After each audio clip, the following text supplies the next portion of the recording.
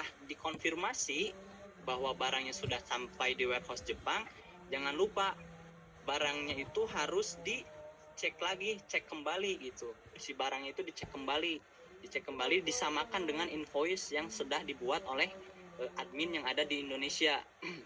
Seperti itu. Nah, kalau misalkan barangnya dengan invoice oke, udah sama gitu, tidak ada hilang ataupun apapun, nah maka dilanjut ke pengiriman domestik yang di Jepang, disebarkan ke customer yang sudah menunggu barang tersebut. Seperti itu. Nah, seperti itu teman-teman untuk pengiriman barang. Kalau pengiriman barang sepertinya sih tidak beda jauh ya antara Indonesia ke Jepang, dari Jepang ke Indonesia. Cuman ada beberapa perbedaan. Kalau misalkan dari Jepang ke Indonesia tuh perbedaannya paling di bea cukainya, sama di pengiriman. Kalau pengiriman barang bekas itu stepnya juga agak berbeda ya, di step 3 dan 4-nya itu agak berbeda. Seperti itu teman-teman. Kalau antara step 1 dan step kedua tuh sama, cuma step 3 dan step 3 itu yang beda cuman itu aja, step 3 sama step 4. Dan untuk kalau pembelian online di Jepang dan di Indonesia juga agak berbeda juga sedikit. Kalau dari Indonesia, kalau pembelian online di Indonesia tuh gampang ya. Kalau misalkan saudara ada di orang Indonesia di Indonesia, bisa orderkan, kirim ke alamat kita, itu bisa. Kalau offline juga bisa langsung kirim ke kita, atau misalkan mau males nih beli barang online atau offline, bisa juga langsung. Nah, kalau misalkan di Jepang tuh agak sedikit berbeda kalau di online-nya. Karena kalau misalkan online itu tuh biasanya di Jepang tuh kebanyakan orang Indonesia ordernya barang-barang bekas, kebanyakan barang-barang bekas. Alhamdulillah kita udah ada yang repeat order dari bos-bos di Jakarta, bos-bos di Jakarta, bos-bos Jawa di Jawa, orang Jawa, bos-bos orang Bandung, udah banyak lah ya. Dan mereka tuh bukan hanya membeli barang, tapi mereka menjual kembali di Indonesia. Seperti itu. Nah, untuk step-step online tuh agak lumayan ribet lah ya. Kalau mau beli barang online itu bisa dijelaskan oleh speaker kita, yaitu Muryosuke Watanabe. Nah, kalau dari saya cuma penjelasannya hanya sampai segini saja. Saya lempar kembali ke host kita yang bernama Wahab Awaludin. Mangga silakan Wahab Awaludin, bisa dilanjutkan ke tahap selanjutnya untuk webinarnya. Baik, untuk Kang Fajrin, terima kasih untuk penjelasannya. Jadi gimana ini sudah jelas ya bagaimana cara pengiriman barang dari Indonesia ke Jepang. Dan sebelum kita memasuki ke penjelasan berikutnya dari speaker Muryosuke Watanabe, kita bakal semangat dulu nih. Kalau misalkan saya bilang selamat malam, kalian dan teman-teman bilang selamat malam 3 kali. Siap ya? 1, 2, 3. Selamat malam. Lagi dong, lagi harus full energi nih, biar semangat juga, biar nggak ngantuk. 1, Siap. 2, 3. Selamat malam. Baik, terima kasih atas perhatiannya. Untuk memasuki sesi berikutnya, agar mempersiapkan waktu juga, langsung saja kita lemparkan kepada owner kita, Muryosuke Watanabe. Kepadanya kami persilahkan. Terima kasih banyak untuk host kita Wahab Awaludin. Pertama kali ya menjadi host, jadi agak deg-degan, kelihatannya kayaknya grogi deh. Kata Bang Mubarak, nyantai aja Bang. Mungkin tadi untuk Just Tip Indonesia Jepang telah dijelaskan semuanya ya oleh saudara speaker Maulana Fajrin. Saya mungkin hanya ini karena temanya hanya basic tentang Just Tip. Terus untuk waktunya juga karena terbatas ya, hanya 30 menit aja ya untuk speaker Indonesia Jepang dan Indonesia Jepang.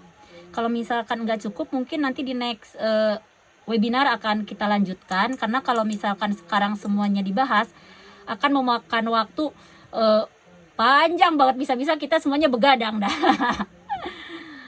Begadang, jadi lagu Roba Irama ya, begadang jangan begadang. Tadi saudara Maulana Fajrin itu membahas tentang step pengiriman Indonesia Jepang. Tolong saudara Fajrin itu dikeluarkan lagi itunya, presentasinya yang step 1, step 2 sama step 3-nya itu. Oh ya. Karena itu untuk pengiriman Jepang Indonesia juga stepnya itu hampir sama ya dengan di Indonesia Jepang. Mungkin bedanya itu hanya di cara pengirimannya aja, mungkin dari cara tulisan, cara pengiriman. Kalau di Jepang itu kan kita bisa telepon ke kargonya dan barang langsung di pick up ke warehouse gitu, ke rumah atau ke gudang kita kalau kita udah punya gudang gitu. Nah kalau di Indonesia otomatis kita mendingan langsung dikirim ke kargo, karena kalau misalkan di pick up itu plus lagi nambah biayanya, begitu kan ya Maulana Fajrin ya? Iya betul betul. Nah untuk biaya juga untuk just tip itu Jepang Indonesia itu nggak beda jauh dengan Jepang Indonesia dengan Indonesia Jepang itu nggak beda jauh ya. Terus stepnya juga sama, step pertama sama, pertama kita packing list dulu ya. Pertama sih kita promosiin dulu di Facebook, kita buat dulu pamflet untuk mempromosikan kalau kita itu ada just tip gitu. Terus step kedua juga sama, kita menentukan pengiriman barangnya menggunakan, kita tanya ke customernya mau pakai apa, handy carry, air cargo, atau kargo laut. Nah sekarang karena kita alhamdulillah sudah keluar izin untuk HS kode barang-barang second, jadi sekarang kita udah bisa lancar ya untuk pengiriman barang-barang second dari Jepang Indonesia, baik itu mau spare part atau barang-barang second lainnya, kecuali barang yang dilarang. Nah misalkan barang-barang yang dilarang itu seperti apa? Tadi mungkin karena untuk penjelasan cara pengirimannya udah ngerti ya semuanya, atau gimana? Nanti kalau misalkan kalau ada yang kurang ngerti, nanti kita ada sesi tanya jawab, silakan dipertanyakan ya. Karena tadi kayaknya sudah dijelaskan semuanya oleh saudara Fajrin itu dari step 1 sampai step 4 itu. Saya hanya menambahkan aja kayak tadi misalkan untuk pengiriman barang apaan aja misalkan yang tidak boleh dikirim. Tadi sama saudara Fajrin kan belum dijelaskan. Nah untuk pengiriman air cargo sama pengiriman laut itu sama handy carry itu ada beberapa barang yang tidak bisa dikirim. Nah pengalaman gitu ya, saya pengalaman kadang kita kan karena nggak tahu ini si pihak customer itu dia ngirim barang, Kak ini boleh nggak dikirim? Oh iya boleh silahkan. Ternyata pas kita udah kirim ke kargo, kita udah packing, udah ini malah sudah sampai mau naik pesawat, malah dari pihak kargonya ada telepon kalau barang ini tidak bisa naik pesawat, udah di XRI katanya, dibalikin. Nah nanti untuk barang-barang yang terlarang akan kita bahas juga itu, mungkin makan waktu juga karena barang-barang apa aja yang tidak boleh dikirim lewat air cargo itu lumayan banyak juga. Kayak misalkan seperti barang-barang yang mengandung gas, barang-barang yang mengandung oil, minyak, terus kayak power bank, terus kayak barang yang mengandung racun. Itu banyak banget barangnya. Nanti kita akan jelaskan lagi di webinar berikutnya. Nah karena pengalaman gitu Jan, ini kita karena nanti pengurusannya dengan step ketiga. Step ketiga itu yang tadi kata saudara Maulana Fajrin, kita itu di step ketiga itu kan harus memonitoring barang yang sudah dikirim dengan mengecek res jika ada yang aneh pada tracking. Itu kan bisa menghubungi misalkan kita pihak penjastip gitu ya. Nanti si pihak penjastip langsung kita ngecek ke pihak kargo, pihak posteran kargo itu di mana gitu, kenapa bisa sampai terlambat. Nah kita dicek, nah ternyata masalahnya di cukai. Nah kenapa bisa sampai masalah di cukai itu? Nah itu juga permasalahannya panjang juga. Insya Allah nanti kita akan dibahas lagi itu di webinar berikutnya. Itu karena dari pengalaman ya, kita itu dulu pernah sampai ngebahas tentang cukai aja sampai begadang ya. Eh, kita itu sampai begadang nggak tidur sampai subuh ya saudara Maulana Fajrin ya. Ya betul, itu dari Indonesia ke Jepang. Dari Indonesia ke Jepang, dari Jepang ke Indonesia juga pernah juga kita begadang ya. Juga pernah begadang. Karena untuk urusan cukai. Nah hanya untuk ngurus itu aja kita sampai begadang.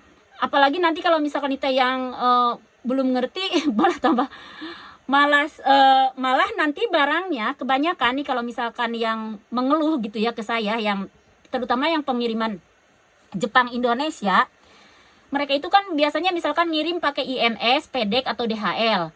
Nah karena di Indonesia mereka itu tidak tahu barang-barang latras itu apa aja, akhirnya dibalikin lagi sama pihak kargonya itu ke Jepang karena ditolak oleh pihak bea cukai Indonesia. Nah kebanyakan para penjastip pemula itu kenanya di sana. Alhamdulillah jastip kita itu selama kita, walaupun kita masih muda ya gitu, hanya baru 1 tahun, untuk masalah barang itu belum pernah ada yang tertahan di cukai. Masya Allah banget itu berkat kerja keras tim admin kita gitu. Walaupun itu dengan walaupun kita itu dengan perjuangan yang sangat ya lumayan lah gitu keras juga. Mungkin mungkin next ya itu untuk membahas tentang latras, terus tentang tadi yang kata saudara speaker Indonesia Jepang itu untuk membahas tentang cara pembelian barang-barang online di Jepang. Itu juga nanti stepnya ada, kita mungkin untuk next webinarnya, karena takutnya ini waktunya sampai jam berapa ya host Wahab Alaludin? Di mute nggak kedengeran. Sampai jam 8:30 kurang lebih. Oh, waktu Indonesia ya itu ya. Ya untuk waktu Indonesia. Kalau untuk waktu Jepang jam berapa ya? Jam 8:30, berarti di sini 10:30 ya. Berarti ada waktu berapa menit lagi? Masih lumayan. 12 menitan lagi ya? 13 menit Iya. untuk sesi tanya jawab. Oh ya.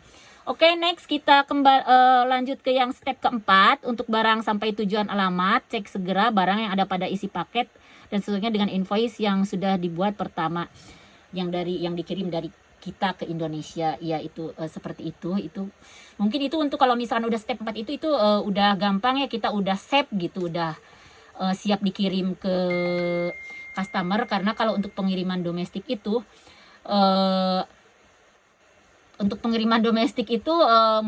mungkin untuk nggak bakalan ya insya Allah lah nggak ada hambatan lah gitu ya,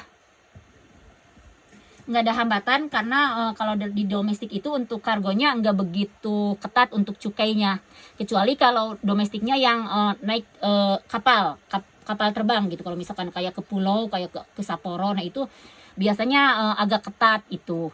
Kalau misalkan itu untuk domestiknya, untuk yang pakai kapal terbang itu, yang ke pulau itu, saya sarankan lebih baik jangan pakai pos. Kalau pihak pos itu pasti banyak pertanyaan, lebih baik kita untuk domestiknya itu kita pakai Yamato, pakai Sagawa, atau pakai apalagi ya satu lagi itu ya, pengiriman Jepang itu ya. Selain pos Jepang itu kan ada ya beberapa pengiriman di Jepang itu, tapi yang terkenal itu Sagawa sama Yamato itu.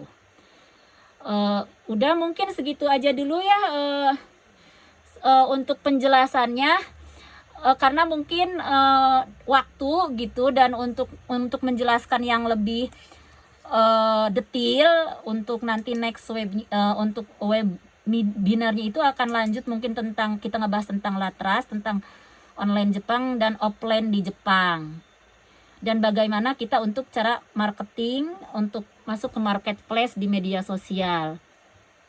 Itu ya. Silahkan saya kembalikan kepada saudara host Wahab Awalaludin untuk next sesi pertanyaan. Baik, terima kasih kepada owner JWRW yaitu Morosuke Watanabe. Dan tadi kita sudah diperjelaskan bagaimana tentang aturan-aturan kirim barang, apa saja yang diperbolehkan dan apa saja yang tidak diperbolehkan, agar tidak kena balik lagi gitu ya, kena tilang kalau bahasanya itu. Nah, selanjutnya kita memasuki ke acara tanya jawab ya. Dan untuk sesi tanya jawab ini karena masih menyisakan 15 menit lagi, kami memberikan 4 pertanyaan, dua untuk speaker Jepang Indonesia yaitu Morosuke Watanabe, dan 2 lagi untuk speaker kita Maulana Fajrin Indonesia Jepang. Baik, silakan yang ingin bertanya bisa langsung ditanyakan atau bisa di klik icon raise hand-nya.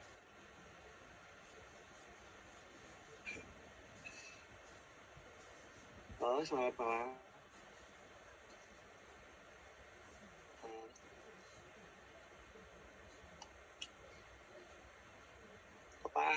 Apa harus saya host sendiri ini yang menanyakannya?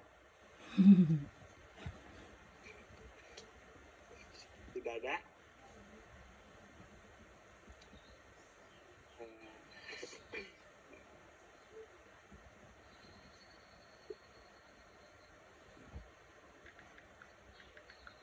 Tidak ada ini ya.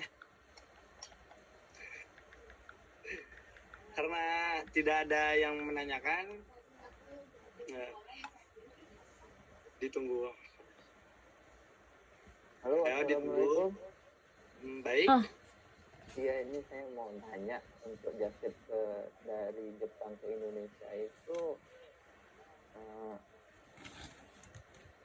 kan sering terkendala di cukainya ya gitu ya.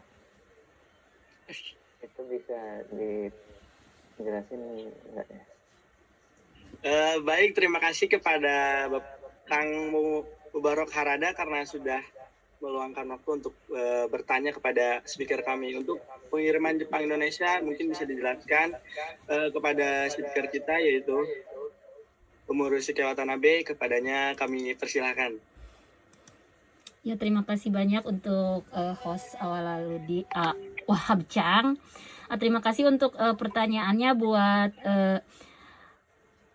Om Mubarak ya, tuh Akang atau apa ya, atau Om atau Kakak ya panggilnya.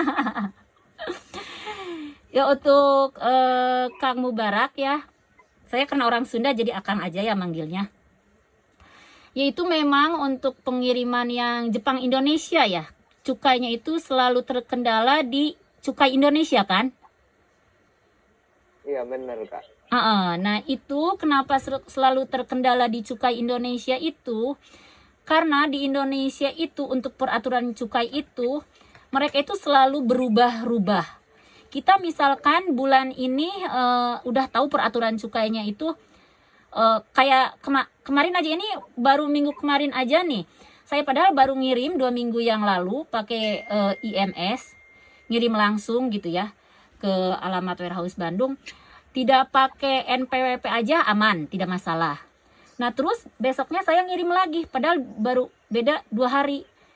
Dari pihak pos Jepangnya katanya ada peraturan baru dari Indonesia, kalau misalkan pengiriman tidak pakai NPWP, barang akan dibalikkan lagi ke Jepang.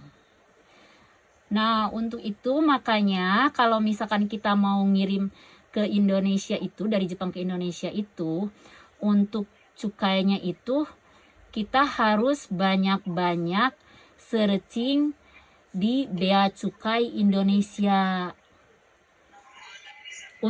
Terus kita harus banyak membaca juga tentang barang-barang apa aja gitu yang tidak boleh masuk ke Indonesia. Terus untuk peraturan juga kadang di Indonesia itu, bulan ini kemarin itu misalkan kita kirim kolagen 20 biji aman,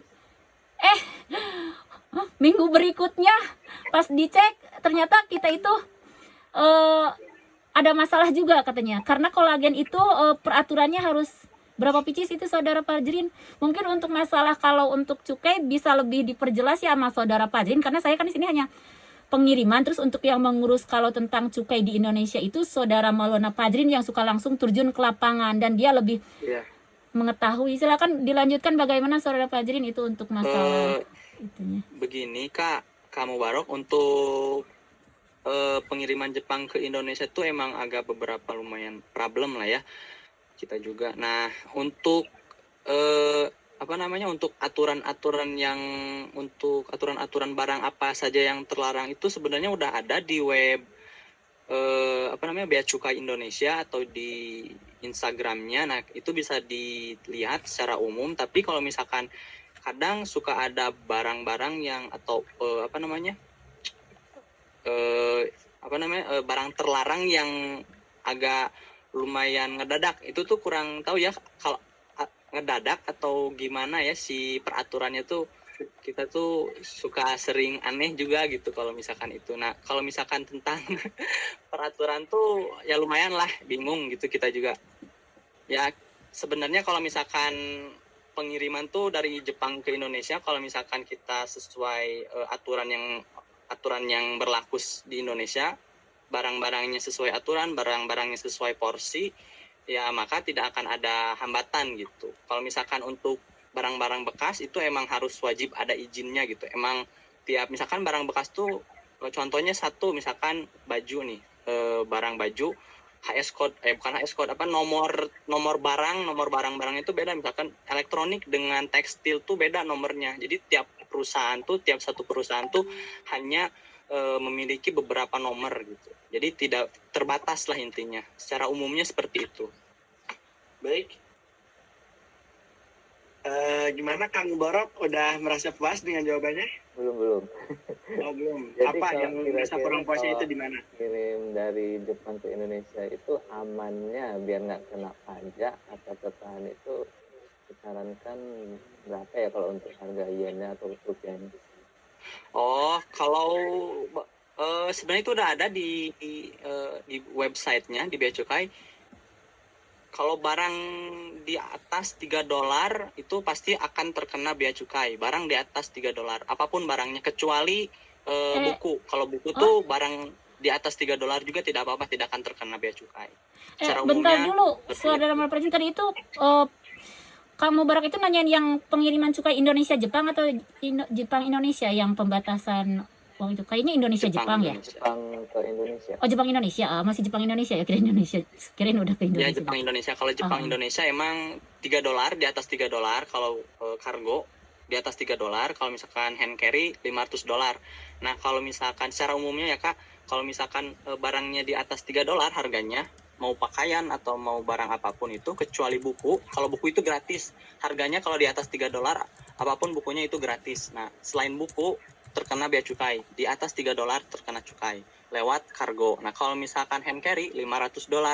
Kalau barang kakak di satu koper itu tuh harganya totalnya $500, itu tidak akan terkena bea cukai. Nah, kalau misalkan barang kakak tuh ya sekitar $205 itu terkena cukai. Nah, kalau misalkan di atas itu akan terkena cukai. Jadi kalau misalkan kakak nih harga barangnya tuh satu kopernya tuh misalkan $500 nih atau di atas $500, maka yang akan terkena tuh di atas $500-nya atau di atas $250-nya. Misalkan $250-nya. Yang terkenanya cuma $250 gitu. Nah itu boleh ini nggak dari pengalaman gitu, misalnya dari Jepang itu barangnya itu seharga 10.000 yen. Nah itu kalau ada pernah nggak kena biaya pajaknya berapa gitu? Oh, perhitungannya ya Kak ya? Iya. Perhitungan cukai. Nah, ya kalau perhitungan cukai juga sebenarnya udah ada di si website Bea Cukainya, Bea Cukai Indonesia. Sebenarnya informasi-informasi tentang perpajakan yang masuk barang ke Indonesia udah ada di website tersebut.